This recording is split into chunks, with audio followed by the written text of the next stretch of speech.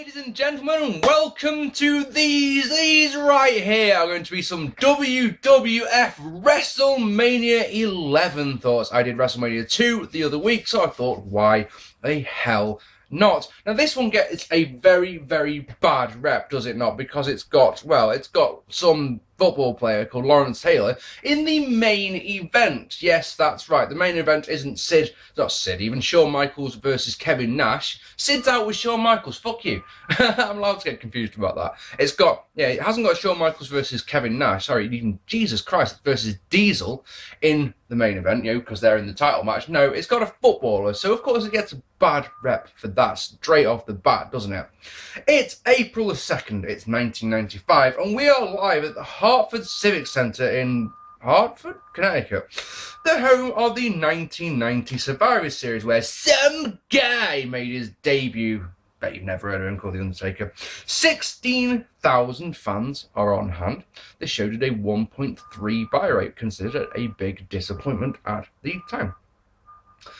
Opening pack. Setting the tone straight away. The opening package for this pay-per-view features moments from the first 10 WrestleManias. All right. Now, when I say moments, it's not featuring the wrestlers. Each of these moments is the celebrity involvement from each WrestleMania. That's it. And then we get to see what celebrities are here tonight. We'll talk about them later on, some of which I've actually heard of, believe it or not. Tricky one here. A special Olympian called Kathy Huey sings she doesn't sing the national anthem, it's America the Beautiful. I say sing, warbles is more accurate. She tried to sing it opera style, and it's just plain awful. It's not the worst we've had at WrestleMania. That would be WrestleMania 14, if you're wondering, when the DX band did a version of America the Beautiful. It's so bad that it was cut off the DVD release, if I remember rightly. But this wasn't good at all. But it had one saving grace. It had one saving grace and one only, and that was that while America the Beautiful was being warbled, I'm a terrible person, I really am. The videos that you normally get associated with WrestleMania, with the troops and Old Glory and some troops and the Statue of Liberty and more troops. This one is just about the Special Olympians, so I have absolutely no problem with that. Vince McMahon and Jerry the King Lawler on commentary tonight, with Jim Ross as your roving reporter. 7 matches on the card. The card lasts 2.5 hours. I've got a feeling this isn't going to be very much fun. I've got written on my notes here. Our opening contest is the Allied Powers, which is the British Bulldog and Lex Luger defeating the Blue Brothers in a piss-poor opener. The Blue Brothers are the Harris twins, 2 men who have made careers out of being shit wrestlers. That's quite amazing when you think about it. I could be a shit wrestler. I'm sure I won't be able to get a career out of it. They have Uncle Zebekiah with them, sorry. He's Zeb Coulter now, if you're wondering who that is. Allied Powers have been teaming together since the new year, and that's nice. It makes me smile that Vince McMahon, who is the owner of this company and who books these matches, just turn the light on, sorry, has absolutely no idea what Blue Brother is, which Blue Brother is which. That makes me chuckle every single time. The Powers dominate until a blue, one of them, can get a cheap shot, which means that Davey is your Brit in peril. Until a blue misses, just the way I've written it, until a blue misses a top rope elbow and Lex Luger can come in. He gets a power slam and the steel forearm of death. Ref is distracted by Bulldog, so the Blues can do the old switcheroo, so the cover only gets 2, and then a horrible looking sunset flip by Bulldog gets the win for the babyfaces at 6:37. Lex didn't appear to be motivated in the slightest. This match was boring as fuck. Call it half a star if you're nice. Some guy is in the back, and he talks into the microphone, but the microphone's turned off, so we don't get to hear what he says. Excellent.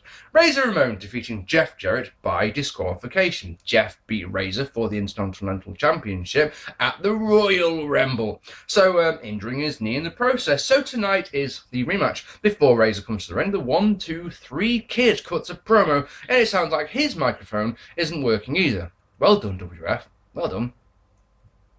Razor gets a few nice punches, which put Jeff Jarrett on the outside. Razor wants the edge, but Rhodey is out with Jeff Jarrett, and he pulls him off. That sounds wrong. Jeff Jarrett tries to bail, so the Kid stops him and puts him back in the ring. Jeff Jarrett gains control and is so evil that he puts on a chin lock. You know, because he's evil. Does the trick as well, gets the crowd well into Razor, so that's good. Jeff Jarrett gets a sleeper as well, because he's just that evil. Another chin lock, this one Razor escapes with a back suplex. Razor gets a fall-away slam for 2, so Jeff Jarrett does what he should have done from surely the opening moment, and that starts attacking the knee, and locks on a figure 4. Razor eventually escapes and gets a back suplex off the top. Razor sails the knee really nicely, and he wants the Razor's edge, but Rhodey comes in, and that's causes the disqualification fucking win for them at 13:32. Ridiculous. Beats for the Kid until after the bell, until Razor recovers. And I've got a hair in my mouth. Oh, my vid's awesome. Fucking look at that. That's not even one of mine. I've got no fucking hair anymore. How did that even get in my gut? I don't know. Oh, my vid's awesome. I mean, really properly inspiring stuff, you know. Hair in mouth. Far too many rest holds and spots when what was technically a sound match. Basically, it was too long. It was that simple. It was 13 minutes, and a lot of it dragged. It was technically a sound match, though, so it was all right. Crowd liked the most part as well, but I can't go any higher than 2 stars. The guy earlier on is some bloke called Micheals Torito. Is that right? Toro, sorry. I don't know who he is. His mic is working now, and he talks to Jennifer McCartney. And then Sid comes in, butts in, and starts talking about dreams becoming nightmares. And then I've got ... Who the fuck is Nick Turturro? Because I don't know. Not a clue. The Undertaker defeated King Kong Bundy in a fucking awful match. At the Rumble, Taker faced IRS in a match. And then King Kong Bundy came out and stole the urn. What a cunt. Tonight, Taker plans to get it back. And that's why we're having this match. This is Taker's return to WrestleMania, of course, after missing on WrestleMania 10 last year. Some guy called Larry Young is the guest referee in this one, for reasons. And Bundy has eyebrows, which just look strange. So Taker gets the urn back, and it's open to reveal a light inside, you know, a la SummerSlam 94. I'm telling you this because this is the highlight of this fucking terrible match. Kama Mustafa steals the urn back and says he's going to melt it down and make jewellery out of it, which is good for him. He fucks off.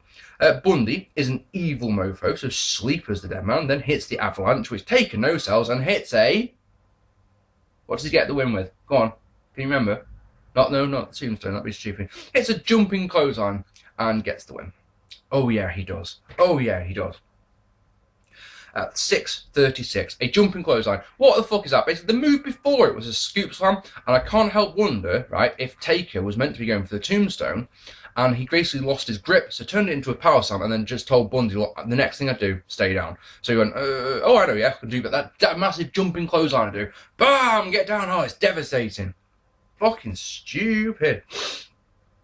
I hope that was the case anyway, because if it was a crap looking finish, nothing of note at all. I can see someone like my mate Agar giving this a minus rating, and let me tell you this one, the most important thing coming out of this one, what the fuck was the point in being a guest referee in this match? You know, this is one of those times where it's celebrity for celebrity's sake. I'm sorry, folks. I don't follow baseball. I think it's something to do with baseball, Larry Young. I don't follow baseball at all. I have no reason to care about Larry Young. I didn't buy this pay-per-view to see him. I just don't understand. In the back, our roving reporter Nicholas Torturo is outside Pamela Anderson's locker room. We don't get good old Pamela. No. We get a load of Lawrence Taylor's teammates running down wrestlers, which is nice. And then, in a funny moment, Bob Backlund is playing chess with some kid called Jonathan Taylor Thomas. He's from a TV show that I've never seen called Home Improvements, apparently. Bob gets vexed when Jonathan wins, and then he reels off a list of really hard questions that a kid his age shouldn't know, and Jonathan Taylor Thomas gets them all right, which is fucking great, and Bob gets even more vexed at that. This was one of the best parts of this show, I promise you. I laughed so hard at Backlund even. God, it was funny. Next, Owen Hart and his mystery partner defeated the Smoking Guns to win the Tag Team Championships. Who is the mystery partner? Well, holy shit, it's Yokozuna, looking at least 100 pounds heavier than when we last saw him at the Survivor Series when he lost a casket match to The Undertaker. Wow, there is not a lot to say about this one at all. Guns dual team Owen until Yoko comes in to slow the pace down with a nerve hold that feels like it's never going to end. Heel miscommunication leads to Billy getting the tag, and to be honest, at this point, I'm not sure who the heels are, because surely the Smoking Guns are the heels, but Yoko and Owen have not only Mr. Fuji with him, the worst manager of all the times, in terms of business deals, if nothing else, but they also have Jim Cornette. Now, you can't have those two on the outside and be babyface, can you? I mean, can you? Really, can you? Yoko gets a power slam on Billy and sets up... Oh, this is so strange, right? He sets up the banzai drop. He does the banzai drop. He tags in Owen. No, he doesn't pin. He tags in Owen. Owen picks up his legs like he's going to do a sharpshooter, and then he says, fuck, he got banzai drops, and pins him. 1, 2, 3. 1, 2, 3. Gets the championships. That is one of the weirdest finishes I've ever seen, because it's just... I don't know what's meant to be happening. I can't... Right, from kayfabe point of view, I can't figure out why Yokozuna doesn't just pin him after he's splashed him. And then Owen comes in, and it's almost like he's forgotten what the finish is. Oh, yeah, I win with the sharpshooter. I picks up the legs, and whoever it is who gets pinned, it's Bart. Bart is the one who's getting pinned. Oh, it's just a cover. It's just a pin. It's just a pin. So, oh yeah, drops the legs and pins him. So I just don't understand. Odd finish. Oh my God, Yokozuna looks so knackered. So knackered. Bear in mind the match went 9 minutes, and a good 2 minutes of that was his nerve hold. You know, a hold where you hold the shoulder. I know it's not much. You hold the shoulder. You just set it like this. And it's one of those, I don't like the nerve hold in any way, shape or form, because it's one of those moves where the suspension of disbelief is so hard because you're not putting any pressure on it. It's just stupid. In the back, Todd Pettingill and his mullet talk to Triple B. We see footage of the build to the main event where Bam Bam Bigelow shoved Lawrence Taylor at the Rumble, and then at Times Square, Taylor got revenge. Triple B says he won't be the man to lose to a football player at WrestleMania. No, sure. Oh, no, I'm wrong because I'm a note. Sorry, this is one of those things in wrestling that bugs me a lot. I know it's one of those things I bet no one else in the world gives a fuck about. Triple B says he won't be the man to lose to Lawrence Taylor in WrestleMania. And I'm going to, like I say, I'm one of these nitpicky fuckers who knows that that's not possible. It's at WrestleMania. WrestleMania is an event. You can't be in WrestleMania. I'm not going to be the one who loses in WrestleMania. No. It doesn't work like that. It's at WrestleMania. Stupid, damn. Stupid. Bret Hart defeating Bob Backlund in a I Quit match. So, special referee in this one, and it's Rowdy Roddy Piper. Backlund still has no music even. These two fought at the Survivor Series in a good submission match where Backlund won the championship. So, hopes are high. Jesus, the pop that Bret gets is enormous. Right, in one of those kind of moments, Bret wants the sharpshooter on earlier on. Bob obviously counters. You can't put the sharpshooter on in the first minute. It doesn't work like that. Lawler brings up a great. Lawler on commentary tonight is very, very good. I've got to say, McMahon is awful. Lawler is great. He asks who Bret beat at WrestleMania 8 to win the Intercontinental Championship, and Vince McMahon, owner of the company, booker of the company, says, "Oh, come on, everyone knows that. It's British Bulldog." And then you can actually hear Jerry Lawler just go, because he brings up a really, really good point, which is that Bret beat Piper, not Bulldog. Bulldog beat him at someone. Oh, it's so stupid. But Bret beat Piper at WrestleMania 8 to win the Intercontinental Championship. So Lawler's just basically trying to suggest, look, are these guys going to be cool in this match? Nice and simple. Fucking idiot. Anyway. Bret starts to work the leg, because of obviously. He puts a figure 4 on. Bob won't quit and counters, so Bret works the leg some more. The sharpshooter, of course, focuses on the back, so I have absolutely no idea why this is happening at all. Well, in one of those really good moments, while he's got the figure 4 and he asks Bob if he quits. Piper asks Bob if he quits. He says no. So he asks Bret if he quits, just in case, and he's like, no. Bob sells the leg as he comes back, working the arm. See? That makes sense because the cross-faced chicken wing has got your arm trapped, so it makes a lot of sense. Bob takes Bret to the mat with an armbar. Bret comes back with the 5 moves of doom. Well, he comes back with 2 of them. The backbreaker and the elbow off Bret's rope. Sharpshooter, locked on, but Bob gets the ropes. Bret misses a spear attempt and his ring post, going arm first into the fucking ring post. Good stuff. Crossface chicken wing, but Bob can't get Bret onto the mat, so Bret does the logical thing, counters into a crossface chicken wing of his own, and Bob gives up. I say Bob gives up. Piper says, "Do you quit?" And Bob Backlund goes, which Piper takes to mean yes, even though he's just selling the pain. Piper says that he said he quit, so he gives up. That gets the win at 9:34. Psychology from Bret didn't make any sense. Psychology from Bob was perfect. So that's a bit odd. The crowd were quiet throughout, and to be honest, it was pretty boring. So, ratings what it is. Afterwards, Jim Ross talks to Bob Backlund, who looks like he's completely snapped, and he's just sat walking down the ramp, staring at the light. I saw the light! I saw the light! And Jim Ross is completely non-book, like, what are you talking about? Nicholas Turturro, God, we've seen a lot of him in this show, tells us that Pamela Anderson has fucked off. But we've rejiggled the celebrities we've got here and it'll be alright. So you're like, okay, so alright.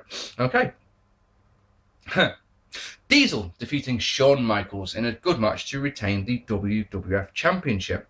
Diesel beat Bob Backlund in 8 seconds at Madison Square Garden a couple of days after the Survivor Series where Backlund won the belt, like I mentioned earlier on. Micheals had accidentally super kicked Diesel at Survivor Series, so their friendship has unravelled a little bit.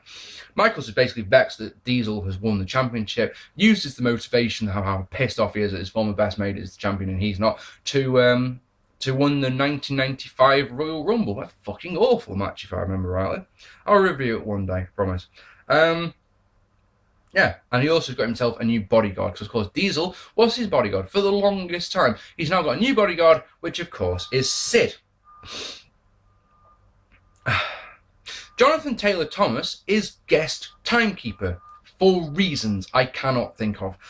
Nicholas Turturro, because we haven't seen enough of him on this pay-per-view, is the guest ring announcer.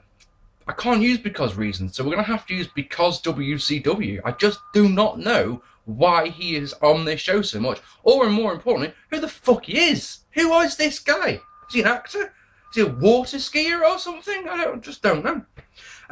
Micheals obviously has Sid with him, but also has the beautiful Jenny McCarthy with him. And then Pamela Anderson, who, bear in mind, is fucked off, is actually with Diesel, proving that Turturro didn't look everywhere. He claimed earlier on, I've looked everywhere for Pammy, when you clearly didn't, did you? You should have gone to Diesel's room and found her in there, maybe. She looks like she doesn't give a flying fuck. In fact, maybe she could care less. Shawn tries a cheap shot, so Diesel backdrops him out of the ring. Pammy poses in the ring with Diesel while he does his fireworks spot. Back and forth leads to Shawn Micheals working the arm, but the big man launches Shawn with a hip toss and a back body drop, and then he's launched to the outside. Sid tries to distract, but Diesel doesn't fall for it in the slightest. Micheals runs in. Can I just say, if I say Nash, just don't correct me on it, because it's me. Because I've got it written at least, I could just spot it there written at least once. Nash is like, no. Micheals runs into an elbow, then eats a vertical suplex and is knocked to the outside. Again, Sid gets on the apron and shouts Stewart, giving Micheals a chance to rake the eyes. Diesel counters a sunset flip and dumps Shawn Micheals on the outside, but his big boot attempt misses and he basically gets crotched on the top rope. He's launched to the outside. Micheals hits a crossbody to the outside. Baseball slide follows. Second one is countered, and a Diesel elbow off the apron misses, and he hits a ring post, injuring both his arm and his ribs. You've got 2 points of psychology to work from now, Shawn. Do it! Diesel. Sorry. I've got a line ahead of myself there. The crowd are so concerned about Diesel and his injured arm / ribs that they chant for Sid. Sid. Sid. Sid. Sid. Well done, lads. Like that. Micheals splashes off the apron. Diesel sells the arm as he gets back in the ring. Micheals goes to work, getting a nice bulldog on a back elbow off Bret's rope for 2. He works the arm and then hits a really, really nice Macho Man elbow right to the back, right on the ribs. Nice stuff. Diesel counters a DD. I've gone too far. Diesel counters a DD3 and tries snake eyes, but it's countered into a sleeper because Shawn's evil. He does the trick, gets the fans behind Big Daddy Cool, and he gets out of it and gets a pair of corner clotheslines and then snake eyes. He unloads with punches, and we brawl on the outside for a moment, and the referee is bumped. So Shawn Micheals can get sweet chin music out of nowhere, but there is no... Excuse me, Jesus Christ. There is no ref out of nowhere, you see. Earl revives, gets good near fall. Sid takes off a turnbuckle pad. Diesel, it's like Shawn wants to ram Diesel's head into it, but Diesel counters with a belly back suplex, then a slingshot, then a big boot. He hulks up. Jenny McCarthy, of course, came out with Shawn, clapping him on, not realising what's going on, and then he hits the worst jackknife I think I may have ever seen. Now, I hope to God this is a kayfabe way of doing it. I know it's not, by the way, but I'm just speculating. I hope to God it's kayfabe, because he picks him up, right, and it's like Shawn Michaels comes down on a seated position instead of coming down on his back. Now, I really wanted it. I think that gets the win, by the way. 20 minutes, 35 seconds. It was decent. Better than anything else on this card. Let me tell you something. I just hoped, personally, from a personal point of view, that because the arm and the ribs were hurt, I was really hoping he'd get him up for the jackknife and either the back would go or I can't hold him up, something like that. And that's what I thought when I saw the finish. I had to watch this finish 3 times to see why. No, it's just shit. It's just a shit jackknife. I really was hoping so. The thing is, because they didn't do anything like that, they didn't have the arms or ribs affected or anything like that, the psychology and storytelling of the match was utterly pointless. So it didn't go anywhere, so it didn't achieve anything. You know? It's one of those. It's a 2.5, maybe 3-star match if you really nice. This is the best match on the show by a mile, though. Let me tell you that much. Diesel celebrates with the C-list celebrities as everyone goes, right, fuck this. Because, of course, it's the realisation that, yep, that main event is going to be LT. In the back, Sid shouts about something. He turned on Micheals the next night on Raw, turning Micheals babyface again. He'll reunite with Diesel. The two dudes with attitude, if I remember rightly, is the name that springs to mind, and that of course is the start of Shawn Micheals' push to the championship at WrestleMania 12 in one of the most overrated matches you will ever see. Oh my God! One of these days I will review that Iron Man match for you, and trust me, I will rip it to bits. Do not like that match at all. Maybe next year, if I've done 1-10 last year and I've done 2-11 this year, next year 3-12. Why not? Eh? Why not? Lawrence Taylor defeating Triple B in the main event. Yep, this is the main. $1 Million Corporation come out to counter the football players. Now, as we all know, I have absolutely no interest in football whatsoever, especially American football. I don't know who Lawrence Taylor is. I actually had to go and, just so I had a rough idea, like, so why is this guy in my main event? I had to go and look it up, and he's won the Super Bowl twice, and he's looked like he was a good football player. Why he's wrestling in the main event of WrestleMania, I just don't know. I just do not know. So, 2 things before we go on. First one, I went into this match with an exceptionally open mind. I wasn't going to go, oh, a football player, fuck, this is going to be shit. I went in going, right, entertain me properly, and you'll get a good rating. Secondly, Pat Patterson gets guest referee, because we haven't had enough guest referees tonight. Pat Patterson is the guest referee, getting his traditional WrestleMania payday. Beats for Bam Bam, and the crowd goes nuts. Every forearm that Lawrence Taylor throws looks stiff as shit, and you got the feeling that that's because it is. I reckon Bam Bam's in there because he's the only guy on the roster at this point in time who's tough enough to take all these fucking forearms. Triple B bails. 4 Bs, so he bails again. This time LT follows, and we can almost get a wrestlers versus football brawl. Maybe this is the rematch from WrestleMania 2 and the fucking garbage battle we had there. Bam Bam gains control, lays in punches and kicks. Taylor comes back with stiff punches and kicks.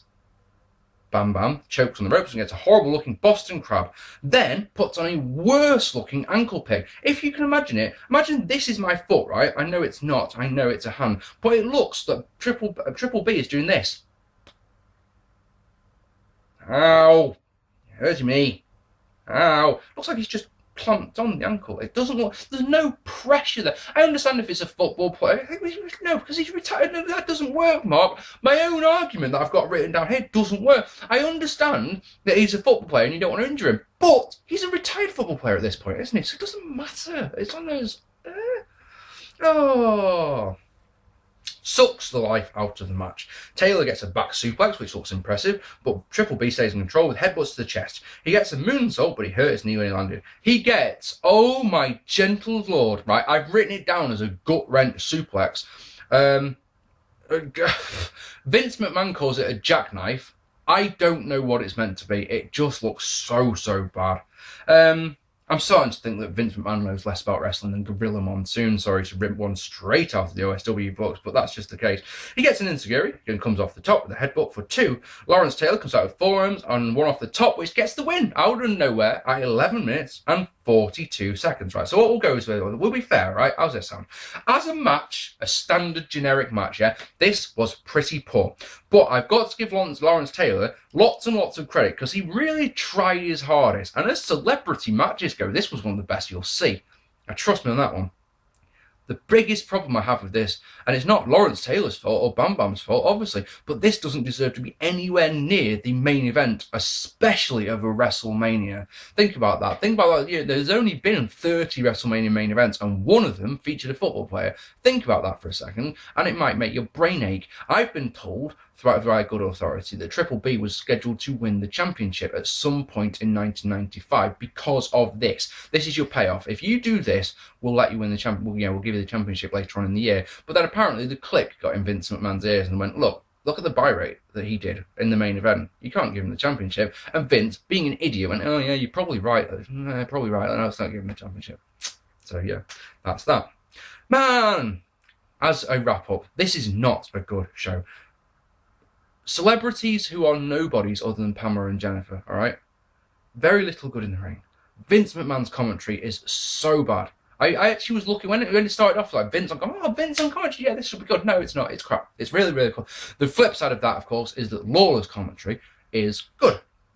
At no point, guys, does this feel special. At any point does this just feels like another pay-per-view, like another wrestling show. At no point do you sit there thinking, oh yeah, WrestleMania. I would have been devastated if I'd gone to this. I think this is the first time I've seen it since I watched it at the time. There is nothing about this show. Even the Diesel versus Shawn Micheals match isn't that great. If you want to go 3 stars, do it, but nothing higher. Worst WrestleMania? No, it's not. 4's worse, 2's worse, 1's worse. You know, there's many shows that are worse than this one. But the dullest WrestleMania, oh, guys, absolutely. It's so boring. This is a boring show. 1.5 out of 10. Ladies and gentlemen, what did you think of WrestleMania 11? Did you enjoy it? Did you enjoy watching your hero, Lawrence Taylor, in the main event? You may be an American football fan who loved watching LT. And thinking, oh yeah, LT, my boy in a wrestling ring. This is my dream come true. You tell me what you think down below. Also, tell me who the fuck these celebrities are. Who the fuck is Nick Turturro? Who is that? I don't know. And I'm far too lazy to go and find out. How's that sound?